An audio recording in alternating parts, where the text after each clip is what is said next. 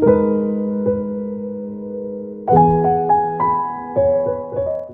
बिस्मिल्लाहिर्रहमानिर्रहीम, अस्सलाम वालेकुम।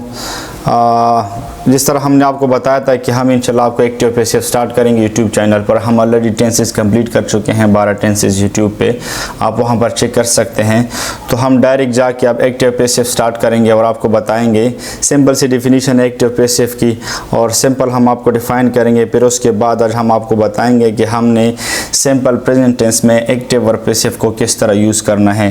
तो यहाँ पर आपके सामने है स्क्रीन पर डेफिनेशन एक्टिव पैसिव की। यहाँ पर भी एक लाइन है और एक लाइन में खुद आपको बताऊंगा जो बहुत इजी है। So what is active voice? Here we have active voice means that a sentence has a subject that acts upon its verb, right? That is called active voice. Now what is passive voice? Passive voice means that a subject is receives of verb action, right?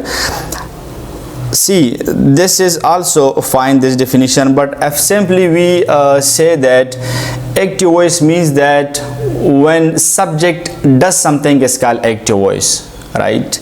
And when something is done by subject that is called passive voice. ये बहुत simple है, आप यही याद करें, screen पर भी आप फोकस करें। लेकिन जिसमें सब्जेक्ट कुछ करता है उसे एक्टिव वॉइस कहते हैं, और जिसमें सब्जेक्ट के जरिए कुछ किया जाए उसे हम passive voice कहते हैं, right?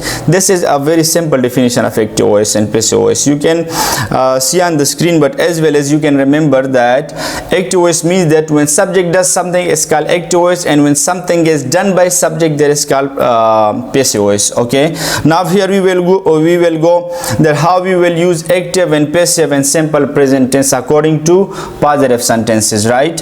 Positive sentences में हम किस तरह यूज करेंगे, कौन से टेंस में? सिंपल प्रेजेंट टेंस में। ये सबसे पहला टेंस है, right? This is the first one. So we will go step by step to teach all tenses as accordingly active and passive. Here we have structure of active voice and structure of passive voice as well as simply active voice। आप किसी भी tense का affirmative sentences लें, उसे हम active voice कहते हैं। For example here we have सबसे इजी स्ट्रक्चर जो है एक्टिव वॉइस का, वो ये है कि आपने subject plus verb plus object. अच्छा जी, अब एक्टिव वॉइस में subject plus verb plus object depend on tense, right? ये टेंस पे डिपेंड करता है कि वर्ब का कौन सा फॉर्म यूज़ होना चाहिए।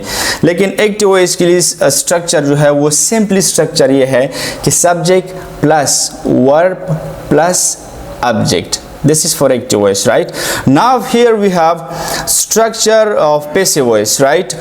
This structure we are defining for simple present tense. Remember, ये जो हम define कर रहे हैं सिर्फ हम simple present tense के लिए define कर रहे हैं, right? So here आपने क्या करना है, passive voice में आपने क्या करना है कि सबसे पहले आपने ये फार्मूला लाजिम याद रखना है कि सब्जेक्ट को ऑब्जेक्ट, ऑब्जेक्ट को सब्जेक्ट की जगह आपने लेके जाना है। इसके अलावा आपने third form of verb use करना है हमेशा के लिए passive voice में, और इसके अलावा आपने टू बी वर्ब का यूज़ करना है, और प्रीपोजिशन बाई का एडिशन आपने करना है passive voice में। ये आपने याद रखना है। फिर डिपेंड करता है कि टेंस में कहाँ पर टू बी वर्ब कौन सा यूज़ होता है, accordingly then you will use accordingly tenses, right? But remember that for passive voice what you will do that you will put subject to object, object to subject, third form of verb. It is essential for every tense, right? And adding a preposition by. So here we have, for example, active voice, he writes a letter. Here he is what? Subject plus writes as object, sorry, verb, and at last we have what? A letter is what? Object, right? Now this sentence we are going to change in passive, right? So as I said that here what you will do, you will put object in the beginning of sentence. Structure of passive में आपने क्या करना है कि object सबसे start में लेके आना है, उसके बाद आपने to be verb यूज करना है, am as are, उसके बाद third form of verb plus by and plus subject, right? For example, ये जो सेंटेंस है आपके सामने, he writes a letter, इसको हम passive voice में लेके जाएंगे तो किस तरह? सबसे पहले a letter जो है ये object है, इसको start में लेके आप a letter, right? उसके बाद आपने क्या यूज करना है? object के बाद to be verb यूज करना है, या तो am या as या are। अब subject a letter है, लिहाजा हमने to be verb as use करना है, a letter as, right? उसके बाद आपने verb का यूज करना है, third form of verb. So here verb क्या है? write. So a letter is written, preposition by का यूज होना है, मैंने आपको बता दिया। और लास्ट में आपने क्या यूज करना है? सब्जेक्ट यूज करना है, जो कि ही है और ही चेंज हो जाएगा ham में, right? It will change into ham. Now here we have active and passive for simple present tense for negative structure. So here negative structure is, you know, subject plus does not plus verb plus object, or you can say subject plus do not plus verb plus object, right? For example, we have sentence, he does not write a letter. So in negative structure of passive, what you will do, object plus is plus not plus third form of verb. As means that to be verb, right? As mr, right? You will put what, object plus as mr plus not plus third form of verb plus by plus subject. For example, यहाँ पर जो sentence है, he does not write a letter, अब इसको हमने लेके जाना है पैसिव में, तो सबसे पहले a letter को स्टार्ट में लेके आओ, a letter, उसके बाद to be verb as, उसके बाद आपने क्या लगाना है, not, and then third form of verb plus by plus subject. So a letter is not written by him. आप इस सेंटेंस पे जो आपकी पीछे स्क्रीन है, इस पे आप आराम से फोकस करें, मसला नहीं है।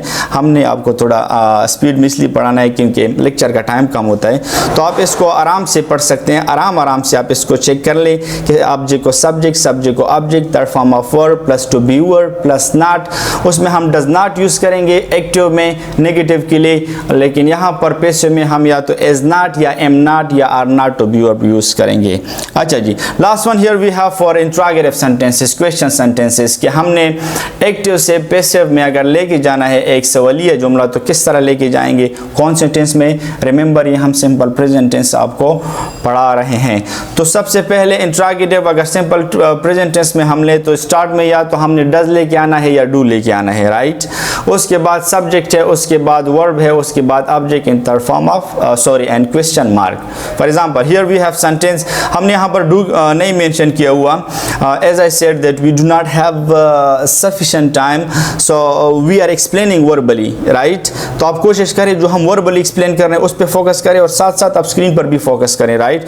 तो यहाँ पर जो है जनाब, सबसे पहले आपने डज या डू का लगाना है, उसके बाद सब्जेक्ट, उसके बाद आपने लगाना है वर्ब एंड उसके बाद ऑब्जेक्ट एंड क्वेश्चन मार्क। अच्छा जी, अब इसको अगर आपने पैसिव में लेके जाना है तो क्या करना है, या तो स्टार्ट में एज या एम या आर लेके आना है डज और डू की जगह, उसके बाद ऑब्जेक्ट सेम वही पैसिव फार्मूला, उसके बाद थर्ड फॉर्म ऑफ वर्ब, उसके बाद आपने बाय जो यहाँ पर स्क्रीन पर मेंशन है, उसके बाद आपने subject and last word question mark.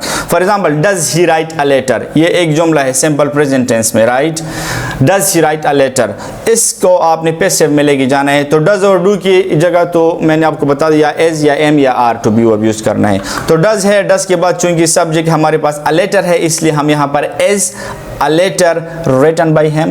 Does he write a letter as a letter written by him? Do they write a letter as a letter written by them? आपने subject को देखना है start में कि दे है या फॉर एग्जांपल यू है, we है, ही है, शी है, सिंगुलर नेम है, क्या है स्टार्ट में, उसके मुताबिक आपने टू बी वर्ब यूज़ करना है। So that was a simple explanation about simple present tense as according to active and passive, कि आपने एक्टिव और पैसिव में क्या करना है। लास्ट में आपको once again I will tell you that अगर आपने एक्टिव से पैसिव में कोई भी जुमला लेके जाना है तो आपने कुछ रूल्स है जो याद रखने हैं।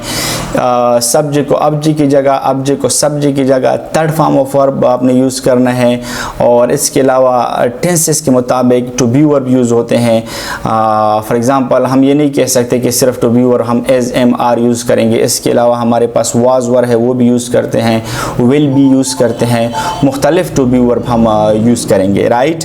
इसके अलावा आप कुछ टेंसेस में प्रीपोजिशन बाई का इजाफा होता है, बहुत कम केसेस में बाई यूज़ नहीं होता, लेकिन आप ये अपने जहन में रखें, दिमाग में रखें कि अगर एक्टिव से पैसिव में कोई भी जुमला किसी भी टेंस का लेके जाना हो तो ये आपने याद रखना है कि ऑब्जेक्ट को सब्जेक्ट की जगह, सब्जेक्ट को ऑब्जेक्ट की जगह, इसके अलावा third form of verb use करना है, एंड इसके अलावा आपने क्या करना है, प्रीपोजिशन बाई यूज़ ऐड करेंगे, एक्स्ट्रा एस करेंगे, और इसके अलावा टू बी वर्ब हम यूज़ करेंगे according to tenses. Alright guys, and we belong to Zengage, and we are trying to give all those things which is possible from us, as we are trying our best. Thank you so much for watching our videos. Do not forget to subscribe our channel, and as well as try to click the bell icon and try to visit our social media form. Thank you so much.